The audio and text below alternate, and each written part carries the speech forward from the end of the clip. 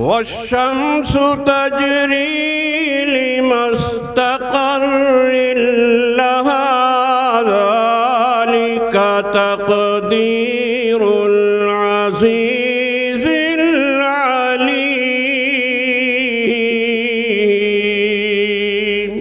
اب آئیے میں بلا کسی انتظار، بلا کسی تفصیل ایک ایسی شخصیت تک پہنچنا چاہتا ہوں۔ بہرائچ کی سرزمین نے انگنت خزینے دیے ہیں ملک ہندوستان کو، اور ایسی ہر اعتبار سے، چاہے وہ سیاست کی زمین ہو، چاہے وہ خطابت کی زمین ہو، چاہے اور کسی فیلڈ کی بات کی جائے، الحمدللہ ثم الحمدللہ شمالی ہند کا وہ زرخیز علاقہ جو مدرسہ جامعہ مسعود العلوم، جو نور العلوم بہرائچ، ایک ایسا ادارہ ہے جس نے ان گنت حفاظ کرام کو امت کے حوالے کیا، ان گنت علماء کرام کو امت کے حوالے کیا۔ اس اہم مدرسے میں اہتمامات کی ذمہ داری کے ساتھ ساتھ درس و تدریس کی ذمہ داری کو اس انداز سے نبھانا کہ اگر وہ مسجد کے اندر محراب پر کھڑے ہوں اور وہ قرآن کی تلاوت کر رہے ہوں تو ہر سننے والا یہ دل کرتا ہے کہ ایک آج حضرت قاری صاحب پڑھتے رہیں اور ہم آپ کے پیچھے کھڑے ہو کر سنتے رہیں۔ اللہ رب العزت والجلال نے وہ ہنر اور وہ جوہر عطا فرمایا ہے، اور جب خطابت کے اسٹیج پر حضرت والا جلوہ افروز ہو اور آپ خطابت کے دوران خوبصورت آیات سے مزین قرآن پاک کی تلاوت کے ذریعے اور خوبصورت آیات کے ذریعے سے اپنے خطبے کو، اپنے بیان کو مزین کر کے جب پیش کرتے ہیں تو بات یہ ہے کہ جو دل کی بات جب نکلتی ہے تو اثر رکھتی ہے، دل کی بات دل کے اندر اترتی چلی جاتی ہے، حضرت والا کا ان میں شمار ہوتا ہے۔ ہم اہل حق نے جب کبھی تیور دکھائے ہیں، ہم اہل حق نے جب کبھی تیور دکھائے ہیں، باطل پرست فوج کے چھکے چھڑائے ہیں، ہم وہ نہیں جو جیتے جی میدان چھوڑ دے، ہم نے تو واپسی کے سفینے جلائے ہیں۔ اس وقت گزارش کر رہا ہوں ان تمام اوصاف حمیدہ سے متصف حضرت مولانا قاری زبیر احمد صاحب بہرائچی دامت برکاتہم العالیہ ہمارے بیچ تشریف فرما ہے۔ اس وقت میں ملتمس ہوں، گزارش کر رہا ہوں حضرت والا سے آپ تشریف لائیں اور آپ اپنے ناصحانہ کلمات اور مواعظ حسنہ سے ہم تمام سامعین کو محظوظ فرمائیں۔ حضرت قاری محمد زبیر صاحب محتمم مدرسہ مسعودیہ نور العلوم بہرائچ۔ الحمد لله نحمده ونستعينه ونستغفره ونؤمن به ونتوكل عليه ونعوذ بالله من شرور أنفسنا ومن سيئات أعمالنا من يهده الله فلا مضل له ومن يضلله فلا هادي له ونشهد أن لا إله إلا الله وحده لا شريك له ونشهد أن سيدنا وحبيبنا وشفيعنا ومولانا محمدًا عبده ورسوله وصلى الله تعالى عليه وعلى جميع الأنبياء والمرسلين وعلى آله وأصحابه والتابعين أما بعد فأعوذ بالله من الشيطان الرجيم بسم الله الرحمن الرحيم والذين جاهدوا فينا لنهدينهم سبلنا وإن الله لمع المحسنين صدق الله عظيم۔ میرا ٹائم آپ بتا دیں کئی منٹ؟ 10-15 منٹ 10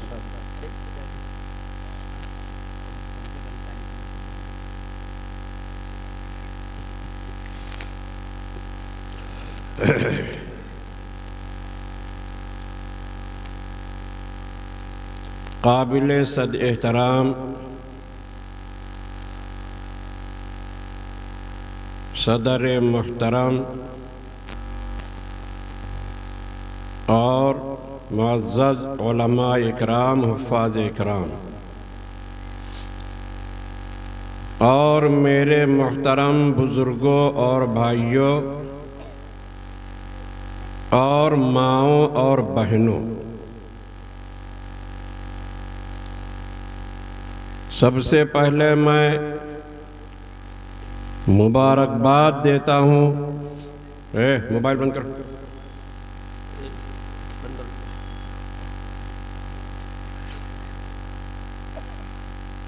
یہ موبائل ایک چل رہا ہے، یہ بھی میرے ذہن پہ بار ہوتا ہے، لیکن لوگوں نے کچھ ایسی مصلحتیں بیان کی، کچھ ایسی بات کہی ہم سے، تو ہم نے چھوڑ دیا۔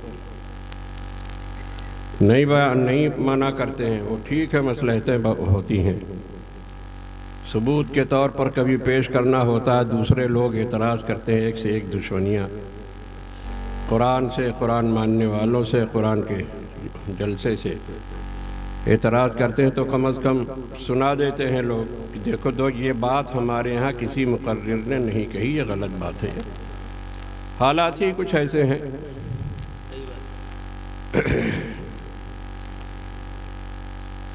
تو میں مبارکباد دیتا ہوں ان بچوں کو جنہوں نے قرآن کریم حفظ کیا، اللہ کے کلام کو اپنے سینے کے اندر محفوظ کیا۔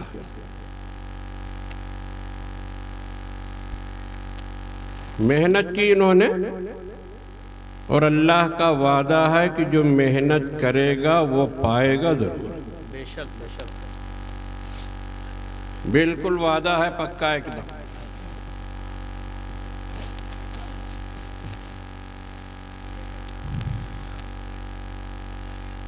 بس محنت ہونی چاہیے، کمی نہیں ہونا چاہیے۔ یہ بجھی بجھی سی شمعیں، یہ اداس اداس محفل، ابھی اور دل جلاؤ ابھی روشنی نہیں، یہ بات نہیں ہونا چاہیے۔ اور اگر روشنی کم ہوگی، شمعیں ہماری بجھی بجھی رہیں گی، دل کو جلانے میں کمی آئے گی، تو پھر وہ شکل پیدا ہوگی کہ شب و روز بجلیوں کا یہ طواف جارحانہ، شب و روز بجلیوں کا یہ طواف جارحانہ، کوئی شاخ ہے چمن میں جو ابھی جلی نہیں ہے، پھر یہ شکل پیدا ہو جائے گی۔ اوروں کو نوازا جائے گا، ہم کو محروم رکھا جائے گا، کوئی پوچھنے والا نہیں، پیچھے ہٹانے کی، دفن کرنے کی کوشش کو کی جائے گی، لیکن آج تک قرآن کو، قرآن ماننے والوں کو، مسلمانوں کو نہ کوئی مٹا سکا ہے، نہ مٹا سکے گا، بالکل کبھی بھی نہیں ایسا ہوگا۔ ایران و مصر و روما سب مٹ گئے جہاں سے، اب تک مگر ہے باقی نام و نشاں ہمارا، پتہ نہیں کتنے لوگ آئے، دفن ہو گئے اور چلے گئے، لیکن قرآن اور قرآن کے ماننے والے ویسے ہی ہیں، چل رہے ہیں، چلیں گے، قیامت تک قائم رہیں گے۔ جو مٹانے والے وہ خود مٹ گئے، ختم ہو گئے، دفن ہو گئے، تحت الثری کے اندر پہنچ گئے۔ تو ہم ان بچوں کو تہہ دل سے مبارکباد پیش کرتے ہیں، ان کے ماں باپ کو مبارکباد پیش کرتے ہیں، ان کے اساتذہ کو مبارکباد پیش کرتے ہیں، اور مدرسے کے ذمہ دار مینیجر صاحب کو مبارکباد تہہ دل سے، دل کی گہرائیوں سے پیش کرتے ہیں۔ بہت اللہ پاک کا کلام انہوں نے اپنے سینے میں اتار لیا۔ یہ آسا دنیا کا، خود ہمارے یہاں مذہب میں اور دنیا کی کوئی کتاب، دنیا کی کسی کتاب کا حافظ نہیں ہوتا۔ قرآن کے علاوہ آپ خود اپنے ہاں کوئی کتاب معمولی سی ہوگی، دعا یاد کرنا مشکل ہو جاتا ہے، چھوٹی سی دعا یاد کرنا رٹتے رہتے ہیں بیچارے، مشکل ہو جاتا ہے ان کو۔ لیکن پورا قرآن سینے کے اندر اتر جانا یہ اللہ کا خصوصی فضل اور کرم ہے، بہت خصوصی اور فضل اور کرم ہے۔ بہرحال جو بھی محنت کرتا ہے پاتا ہے، اللہ کا پکا وعدہ ہے جس لائن سے بھی محنت کرے گا۔ وَالَّذِينَ جَاهَدُوا فِينَا لَنَهْدِيَنَّهُمْ سُبُلَنَا۔ وہ لوگ جو محنت کرتے ہیں ہمارے لیے، اللہ فرماتا ہے ہمارے راستے میں محنت ہونی چاہیے۔ لَنَهْدِيَنَّهُمْ سُبُلَنَا، ہم ان کو اپنے راستے کی رہنمائی ضرور ضرور ضرور کرتے ہیں، اللہ کا پکا وعدہ ہے۔ وَإِنَّ اللَّهَ لَمَعَ الْمُحْسِنِينَ،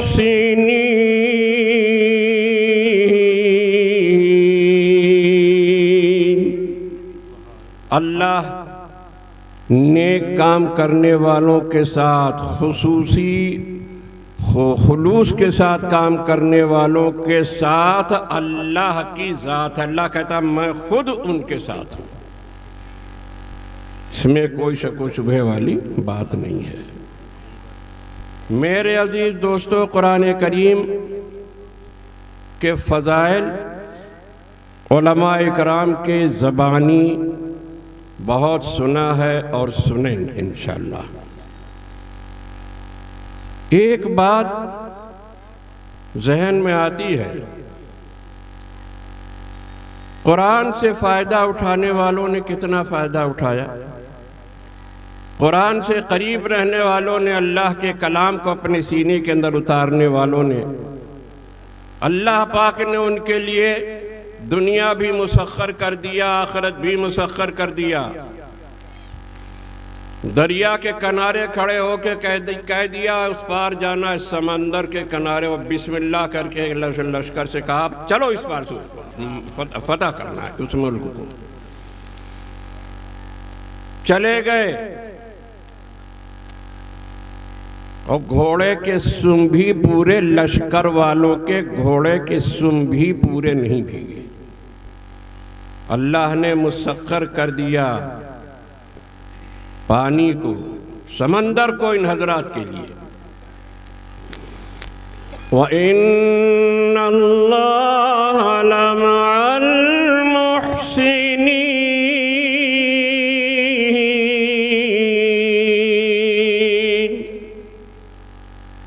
یہ ہے اللہ کی ذات ان کے ساتھ تھی۔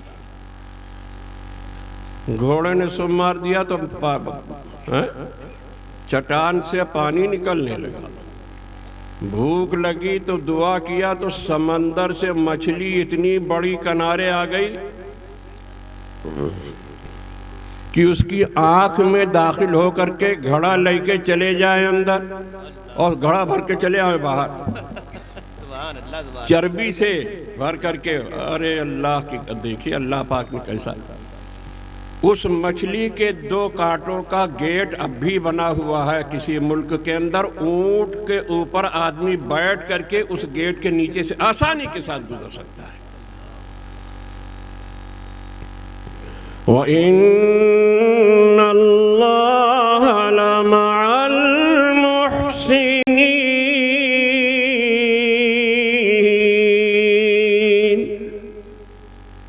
یہ وہ حضرات تھے جن کو قرآن کریم کے انوار اور برکات نے گھیر لیا تھا، اندر سے بھی باہر سے بھی سب طرف سے گھیر لیا تھا۔ کیوں؟ اس وجہ سے گھیر لیا تھا کہ ان کی نظر کے سامنے ایک حقیقت تھی جس کو قرآن کریم نے بیان کیا۔ وہ حقیقت ہمیں ہمیشہ سامنے رہتی تھی، ہمیشہ سامنے رہتی تھی۔ كل من عليها فان ويبقى وجه ربك ذو الجلال والإكرام۔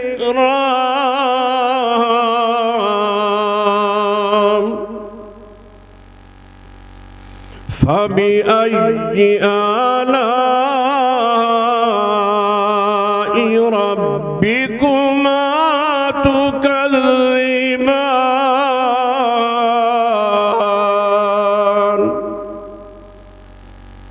ارے میری کن کن نعمتوں کو تم جھٹلاؤ گے، کن کن نعمتوں سے تم دوری اختیار کرو گے؟ ہم نے مالا مال کر رکھا ہے تم کو سر سے لے کے پیر تک اپنی نعمتوں سے۔ یہ حقیقت صحابہ اکرام اور جو قرآن کو ماننے والے ہیں ان کے سامنے تھی کہ ہر چیز فانی ہے، اللہ کے علاوہ کوئی چیز باقی نہیں ہے، ہمیشہ سے ہے، اللہ آج بھی اور آئندہ بھی رہے گا۔ دنیا کے اندر جو بھی آیا، جو چیز ہے وہ تو فنا ہونے کے لیے آئی ہی ہے۔ وَيَبْقَى وَجْهُ رَبِّكَ ذُو الْجَلَالِ وَالْإِكْرَامِ۔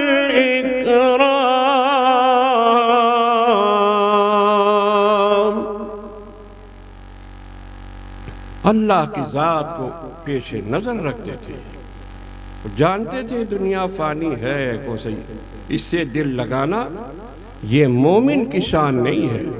ہم کو اگر کامیابی ملے گی، ہم کو اگر سعادت ملے گی، ہم کو اگر خیر کثیر ملے گی، سرفرازی ملے گی دونوں جہان کے اندر، تو وہ صرف اور صرف قرآن کریم کو سنبھالنے سے، قرآن کریم کو مضبوطی کے ساتھ پکڑے رہنے سے۔ میرے محترم دوستو،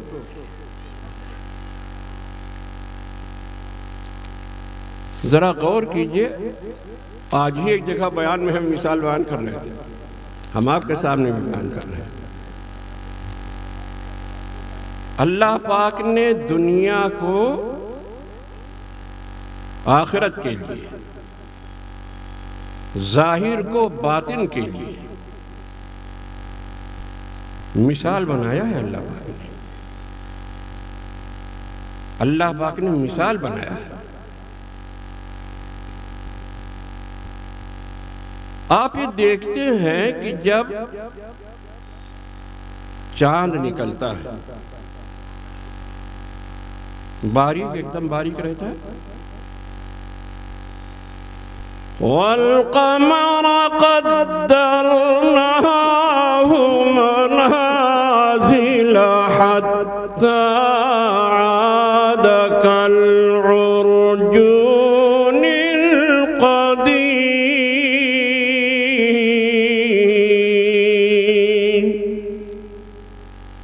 چاند بالکل باریک شاخ کی طرح، ہم نے چاند کے لیے مدار متعین کر رکھا ہے،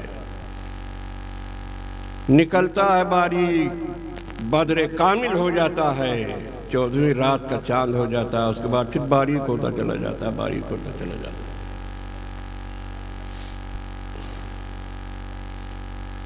پڑھے لکھے حضرات کا مجمع ہے، سمجھداروں کا مجمع ہے۔ سیتاپور تو شعراء کی سرزمین ویسے بھی ہے،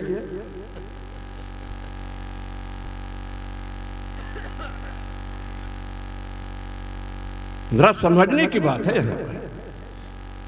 یہ چاند باریک، پھر موٹا، پھر موٹا، پھر موٹا، پھر مکمل بار ہو گیا۔ ایسا کیوں ہوتا ہے؟ سورج کی لائٹ چاند تک نہیں پہنچتی پوری۔ سورج کی لائٹ چاند تک جتنی پہنچتی ہے اتنا ہی چاند روشن ہوتا ہے۔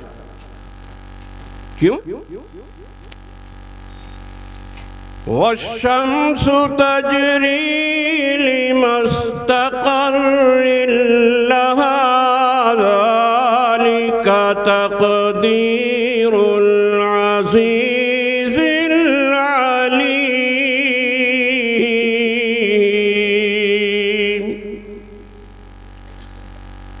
سورج کا بھی ہم نے مدار متعین کر رکھا ہے، اپنے مدار کے اندر وہ چلتا رہتا ہے، چلتا رہتا ہے۔ چاند اپنا کام کر رہا ہے، سورج اپنا کام کر رہا ہے۔ لیکن ایسا ہوتا ہے جب چاند اور سورج کے درمیان دنیا آ جاتی ہے، جہاں دنیا آئی بیچ میں سورج کی لائٹ چاند تک نہیں پہنچ پاتی، جتنی لائٹ پہنچتی ہے چاند اتنا ہی روشن ہوتا ہے، اور جیسے جیسے دنیا ہٹتی جاتی ہے ویسے ویسے سورج کی لائٹ چاند تک پہنچنے میں زیادہ اپنا کمال دکھاتی ہے اور چاند روشن ہوتا چلا جاتا ہے۔ دیکھیے اللہ پاک نے بھی کیا کمال کر دیا۔ ذالک تقدیر العزیز العلیم۔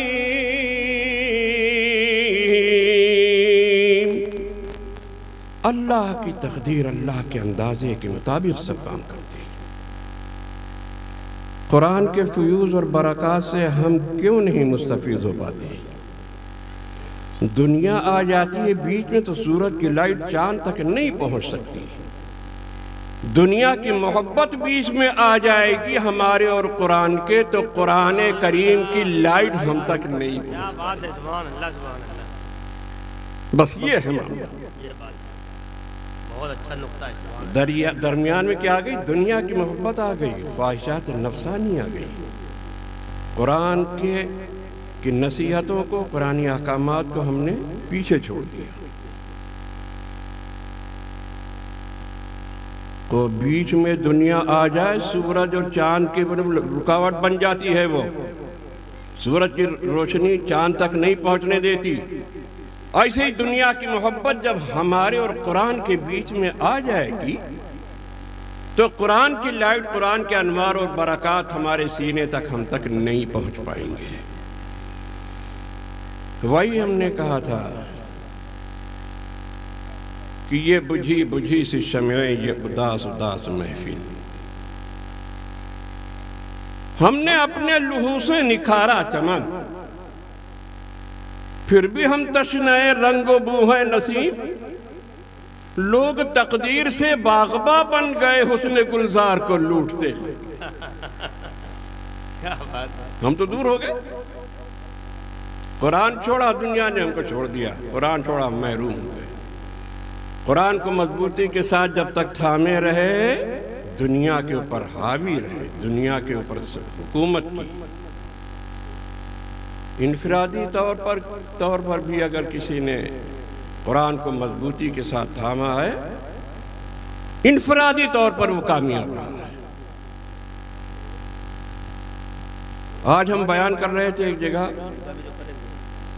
کہ یہ جب عالمگیر و دارا شکوہ یہ دونوں تخت شاہی کے سلسلے میں جو ہے جب ان میں اختلاف ہوا تو ایک بزرگ تھے، ان کے پاس گئے دعا کرانے کے لیے، دارا شکوہ گیا تو بزرگ نے اپنی چادر بچھا دیا، بیٹا بیٹھو اس کے اوپر۔ وہ تو چادر گندی تھی، اللہ والوں کا معاملہ ایسے ہی، تو گندی چادر تھی، شہزادہ تھا، کہاں بیٹھتا؟ نہیں بیٹھا۔ حضرت دعا فرمائیے گا، چل رہے ہیں، دعا فرمائیے گا، چل رہے ہیں۔ اچھا بیٹا جاؤ بیٹا جاؤ۔ دوسرے وقت عالمگیر پہنچا، حضرت دعا فرما دے، تخت شاہی والد کا مجھے مل جائے۔ چادر بچھا دیا انہوں نے، کہا بیٹھو بیٹا اس کے اوپر۔ عالمگیر تھا بڑا ہوشیار، بزرگوں کی صحبت اٹھائے ہوئے تھا، وہ چادر پر بیٹھ گیا، کہا بیٹا یہی تخت شاہی ہے، یہ میری میلی چادر، تمہارا بھائی نہیں بیٹھا، تم بیٹھ گئے، یہی تخت شاہی ہے، جاؤ تمہیں تخت شاہی ملے گا۔ اللہ نے اسے نواز دیا۔ وَإِنَّ اللَّهَ لَمَعَ الْمُحْسِنِينَ۔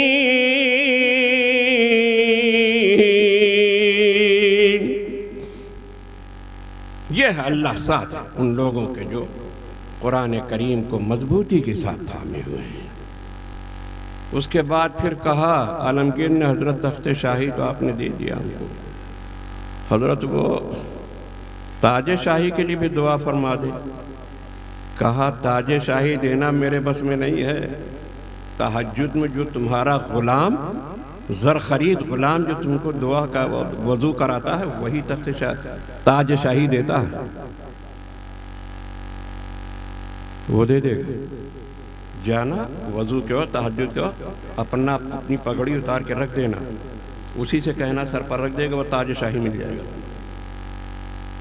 تہجد کے وقت جب عالمگیر اٹھے، تہجد پانی اس نے ڈالا، وضو کرایا، پگڑی اتار کے رکھ دیا تھا۔ جب وضو کر چکے تو اس سے کہا کہ یہ مسافہ ہمارا جو ہے پگڑی ہمارے سر پر رکھ دو۔ بس اس نے جو برا بھلا کہنا شروع کیا ہے، یہ کس نے بتایا آپ کو، میرا راز کس نے فاش کر دیا۔ یہ اللہ والوں کا راز فاش ہو جاتا ہے تب پھر وہ رہتے بھی نہیں۔ یہ میرا راز کس نے فاش کر دیا، کون ہے یہ؟ لو ہم تمہارے اوپر تاج شاہی رکھے دے رہے ہیں، وہی پگڑی اٹھا کے رکھ دیا، ہو گیا کام ہو گیا۔ یہ اللہ والے تھے جنہوں نے قرآن کریم کو اپنے دانتوں کی کچلیوں سے پکڑ رکھا تھا۔ ہمارے حضرت بانجو رحمۃ اللہ علیہ ایک واقعہ سنایا کرتے تھے کہ قافلہ چلا سعودیہ سے حج کے بعد،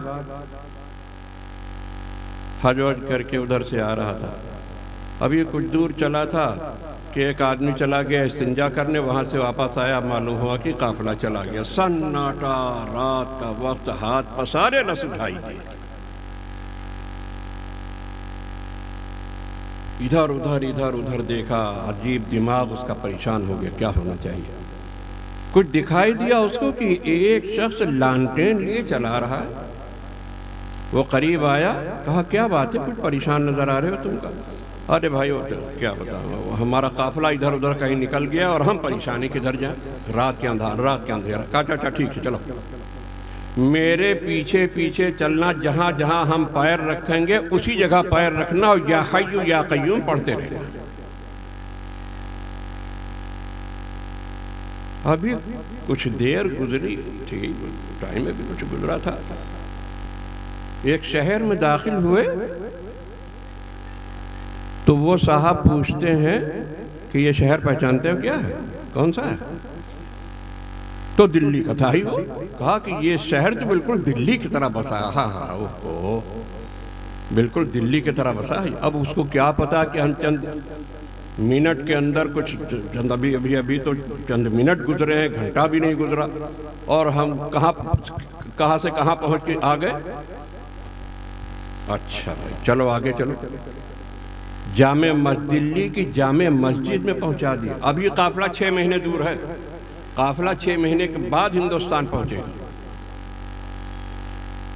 دلی کی جامع مسجد کے پاس کھڑا کر دیا، کہا اس مسجد کو پہچانتے ہو؟ کہا اللہ اکبر، بالکل ہمارے ہاں جیسے دلی کی جامع مسجد بنی ہے، بے ہی اسی نقشے پر بنایا ہے اس مسجد۔ اچھا کہا اچھا آؤ آگے آؤ۔ دلی کی سیڑھی پر چڑھایا، فجر کی نماز میں لے جا کے امام صاحب جب نکلے تو پوچھتے کیا ہے، ان کو پہچانتے ہو؟ کہا جی یہ تو ہمارے امام صاحب ہیں، یہ ہمارے امام صاحب ہیں بھائی۔ ارے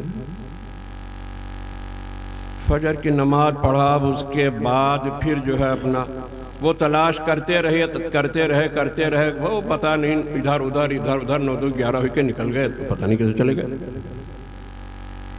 سب لوگوں نے اس سے ملاقات کی، حاجی بمبا، بمبئی سے جو ہو کے چلا آتا تھا، واپس چلا آتا تھا، حج کرنے نہیں جا پاتا تھا، اس کو حاجی بمبا سب اس زمانے میں کہتے ہیں۔ تو کہاں کہ حج کرے گوار ہے ہوا، اور یہ واپس نہیں آیا، یہ حج کرنے نہیں گیا تو بمبئی سے واپس چلا آیا۔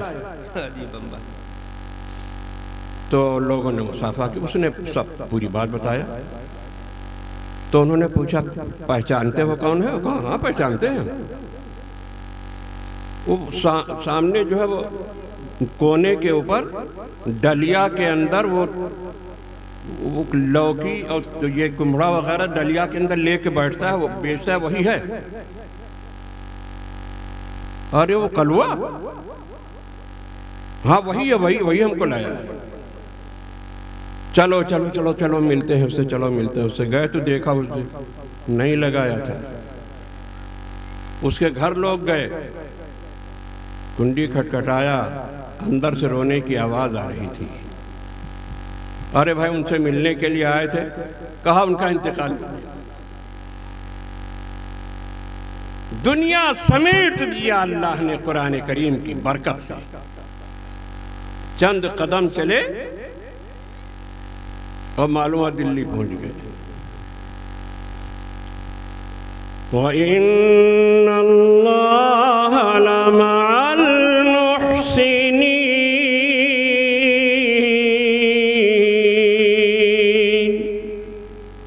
اللہ فرماتا ہے میرے قرآن کو مضبوطی کے ساتھ پکڑ لو، میری ذات تمہارے ساتھ ہے۔ میرے عزیز دوستو، اللہ کے رسول صلی اللہ علیہ وسلم نے ارشاد فرمایا جب میری امت 3 حرکتوں میں مبتلا ہو جائے گی تو 4 طریقے سے اللہ کے عذاب میں گرفتار ہو جائے گی۔ جب میری امت اپنے علماء سے دور ہو جائے گی، ارے علم سکھانے کے لیے میں نے اس کو حکم دیا، نہ خود عالم بنی نہ اپنے اولاد کو عالم بنایا، اور جو علماء تھے ان کے قریب جانے کے لیے تیار نہیں کہ علماء کے پاس ہم جائیں گے، ابھی مسئلے مسائل پوچھیں گے، شادی بیاہ کے، عقیقے کے سب مسئلے پوچھیں گے تو مولانا صاحب تو منع کر دیں گے، کہیں گے کہ ڈی جے نہیں بجے گا، ناچ گانا نہیں ہوگا۔ تو یہ کیسے ہو سکتا ہے؟ جب میری امت اپنے علماء سے دور ہو جائے گی، اور جب میری امت بازاروں کی تعمیر کو نمایاں کرنے میں لگ جائے گی،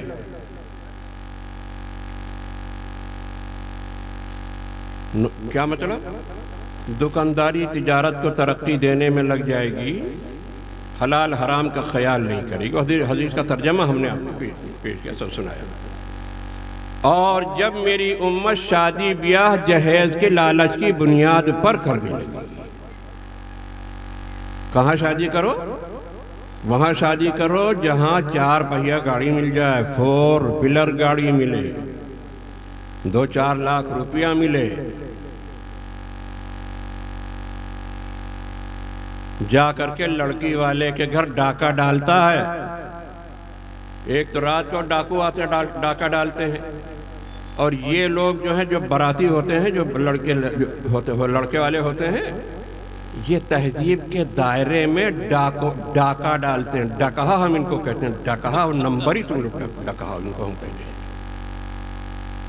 بڑا ناگوار ہوتا ہے، برا لگتا ہے جب ہم کہتے ہیں کہ جا اپنے لڑکوں کو بازار میں کھڑا کر کے بیچ دے، لے جا کے ہمارے لڑکے خریدو، 4 پہیہ گاڑی لیں گے۔ ارے لڑکی والے کیوں گردن دباتا ہے؟ وہاں جاتا ہے، ارے بھیک مانگو، کما کے نہیں 4 پہیہ گاڑی خرید سکتے ہو، کما کے نہیں جو 2-4 لاکھ روپے جمع کر سکتے ہو، لڑکی والے کے گھر کو بھیک مانگنے کے لیے، ڈاکہ ڈالنے کے لیے۔ افسوس در افسوس، یہ ہے قرآن کریم سے دوری والی بات۔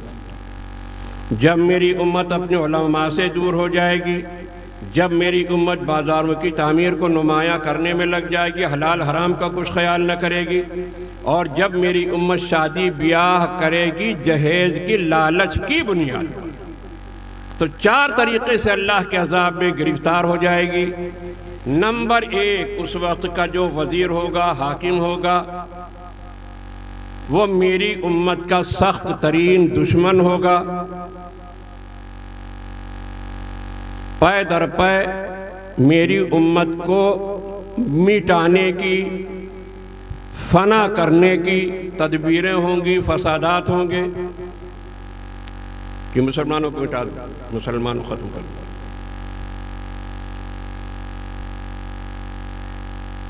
ہر چیز میں آگ لگی ہوگی، آدمی جیب میں روپیہ رکھے ہے کہ اصلی مال مل جائے ہمیں، اصلی مال نہیں ملے گا۔ قحط سالی کا زمانہ، آگ لگی ہوگی۔ گنتے رہیے سب۔ اور دفتروں کے اندر ملازمین ایمانداری سے کام نہیں کریں گے۔ چار ہوگا۔ اس وقت جو وزیر حاکم ہوگا میری امت کا دشمن ہوگا، پائے در پائے فسادات ہوں گے، فتنے ہوں گے میری امت کو مٹانے کے واسطے، اور ہر چیز میں آگ لگی ہوگی، بالکل قحط سالی کا زمانہ ہوگا۔ اور دفتروں کے اندر ملازمین ایمانداری سے کام نہ کریں گے۔ کسی آفس میں آپ چلے جائیے گا اور چاپراسی سے کہیے بھیا وہ فائل ہماری رکھی ہوئی ہے، ذرا صاحب کے سامنے لا کے رکھ دو، تو وہ کہے گا 200 روپیہ لیں گے۔ جب آپ 200 روپیہ دیں گے، کام لا کے فائل سامنے رکھ دیں گے، پھر سارا کام ہو جائے گا، سب ہو جائے گا۔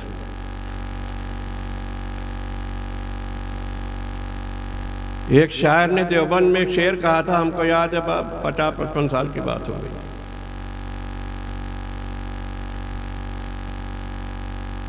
شعر ذرا نامناسب کہا اس نے، صحیح نہیں کہا، لیکن اب اپنے الفاظ کے اندر اس نے حالات کی عکاسی کی ہے۔ سر دیکھی جو فرشتوں نے ہری چھال کی جھلک، ہری چھال 100 کا نوٹ، دیکھی جو فرشتوں نے ہری چھال کی جھلک، کہا لا ادھر نامہ اعمال ہی ندارت، لا ادھر نامہ اعمال ہی ندارت۔ حالات کی عکاسی اس نے کی ہے اپنے الفاظ کے اندر، حالانکہ نامناسب سی بات کہا اس نے۔ تو میرے محترم دوستو، قرآن کریم ہم کو آواز دے رہا ہے۔ ہم قرآن کریم سے دور ہو گئے، بس قرآن کریم سے دور ہو گئے۔ قرآن کریم کے انوار اور برکات ہمارے سینے تک نہیں پہنچ پا رہے ہیں، کیونکہ دنیا حائل ہو گئی ہمارے اور قرآن کے درمیان۔ توبہ کرنے بندہ توبہ کرنے لگتا ہے تو وہ دنیا، خواہشات کی دنیا، وہ نیچے جانے لگتی ہے، نیچے جاتے جاتے جاتے جاتے ختم ہو جاتی ہے۔ لہذا ہم کو قرآن کریم سے مستفید ہونے کے واسطے ان بچوں کو ہم نے حفظ کرایا ہے۔ ان کے لحاظ میں ہم سب لوگوں کو اپنے گناہوں سے توبہ کرنا چاہیے۔ ہاں، سب کو توبہ کرنا چاہیے، اور یاد رکھیے خوب اچھی طرح، سچی توبہ، کبیرہ گناہ نہیں معاف ہو سکتا ہے چاہے پوری رات حجر اسود کے سامنے آپ سجدے میں پڑیں، کبھی نہیں پڑیں۔ سچی توبہ اللہ چاہتا ہے۔ اور سچی توبہ کا کیا مطلب ہے؟ اللہ پاک اس وقت نادم ہے، شرمندہ ہے دل کے اندر، اللہ پاک گناہ ہو گیا، اب آئندہ یہ گناہ نہیں ہوگا، ہمیں توفیق عطا فرمائیے بچنے کی۔ یہ ہے سچی توبہ۔ اللہ پاک داڑھی منڈا دیا ہے، اب نہیں دے، اب سرور کائنات صلی اللہ علیہ وسلم کے چہرے کی طرح ہمارا چہرہ ہوگا، یہودی اور عیسائیوں کی طرح، دشمنان قرآن کی طرح اور دشمنان رسول کی طرح ہمارا چہرہ نہیں۔ اب اللہ پاک چہرہ ہمارا، جو بھی گناہ ایسا، جو بھی گناہ ایسا، بوتل پہ بوتل چڑھایا جا رہا ہے، جوا کھیل رہا ہے۔ میرے محترم دوستو، یہ ہے سچی توبہ۔ کبھی کبھی سچی توبہ سے بھی گناہ نہیں معاف ہوتا، اچھی طرح غور سے سن لیجیے، سچی توبہ سے بھی گناہ نہیں معاف ہوتا ہے۔ کون سا گناہ؟ جس کی کوئی قضا ہو، جس کا کوئی بدل ہو۔ اگر فجر کی نماز چھوٹ گئی ہے، نمازیں چھوٹ گئی ہیں، پہلے ان کی قضا پڑھیے، تب توبہ قبول ہوگی، ورنہ استغفر اللہ استغفر اللہ استغفر اللہ کی تسبیح 1,00,000 مرتبہ آپ رٹ ڈالیے، 1000 طواف کر ڈالیے خانہ کعبہ کا، ایک بھی گناہ نہیں۔ پہلے جس کے ساتھ ظلم کیا ہے، جس کے ساتھ زیادتی کی ہے، پہلے اس سے معافی مانگو، قضا پڑھو، اس کے بعد تب توبہ کریں، تب اللہ توبہ قبول کرے گا، ورنہ توبہ قبول نہیں ہوگی۔ لہذا دوسرے کے کھیت کی چری کاٹ کاٹ کے بوجھ بنائے کے گھر لائے ہو اگر توبہ کر لیجیے.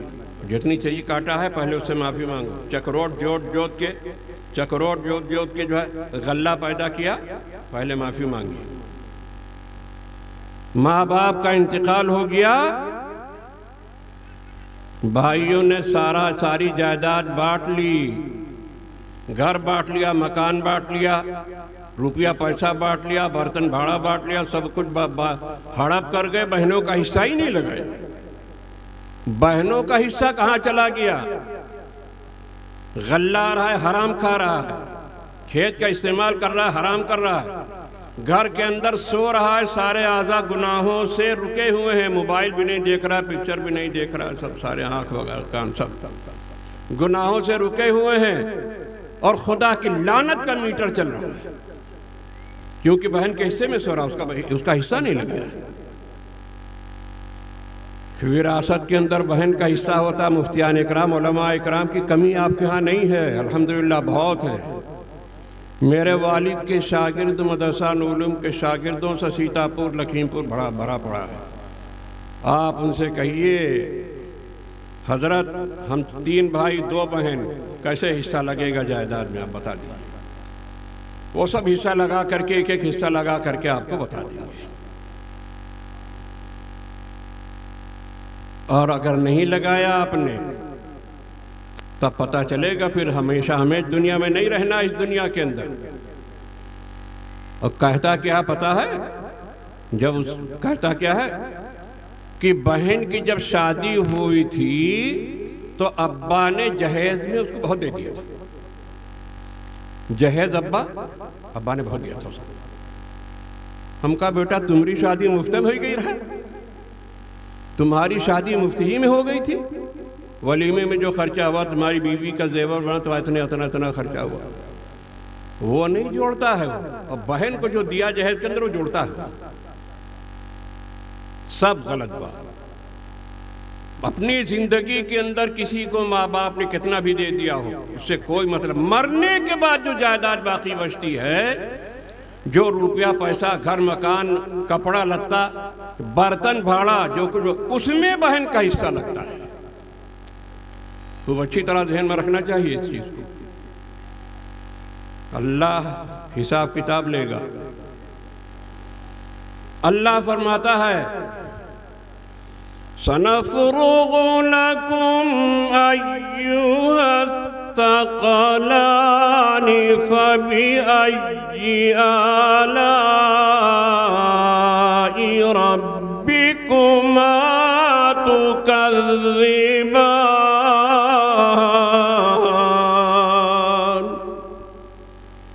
میرے بندو سن لو، ہم نے اپنی نعمتوں سے مالا مال کیا ہے، کسی نعمت کو تم جھٹلا نہیں سکتے ہو. غور سے کان کھول کے سنو، جناتوں اور انسانوں سب سن لو. ہم اپنے آپ کو فارغ کر کے بیٹھیں گے، تم سے زندگی کا حساب لیں گے، مال کا حساب لیں گے، جوانی کا حساب لیں گے، سب چیز کا، ایک ایک پیسے کا حساب لیں گے. یہ اللہ فرماتا ہے. تو میرے محترم دوستو، ہم کو چوکنا ہو جانا چاہیے، اور ہم کو چاہیے کہ ہم قرآن کریم کی رسی کو مضبوطی کے ساتھ تھامے رہیں. اور قرآن کریم کے یہ تو کھلی بھی بات ہے، قرآن کریم بلا حدیث کے سمجھ میں آ ہی نہیں سکتا. سرور کائنات صلی اللہ علیہ وسلم کی سنت، صحابہ اکرام کے طریقہ کار کی روشنی میں قرآن کریم کو سمجھنا چاہیے. علماء کے پاس بیٹھنا چاہیے، تعلیم کے حلقوں میں بیٹھنا چاہیے، قرآن کریم کو مضبوطی کے ساتھ تھامے رہنا چاہیے. اسی میں ہمارے لیے کامیابی ہے، دونوں جہان کی کامیابی ہے. اللہ ہم سب کو عمل کی توفیق عطا فرمائے، اور ان بچوں کو بھی کامیابی نصیب فرمائے، اور اللہ پاک ہم سبھی کو دونوں جہان کے اندر کامیابی اور سعادتوں سے مالا مال فرمائے. اس جلسے کو جن لوگوں نے قائم کیا، اس جلسے کو جن لوگوں نے اس سلسلے میں جتنی بھی جس انداز کی بھی محنت کی، اللہ پاک اس کے محنت کو قبول کر کے سبھی لوگوں کو اللہ پاک اپنی شایان شان بدلہ نصیب فرمائے. وآخر دعوانا ان الحمدللہ رب العالمین.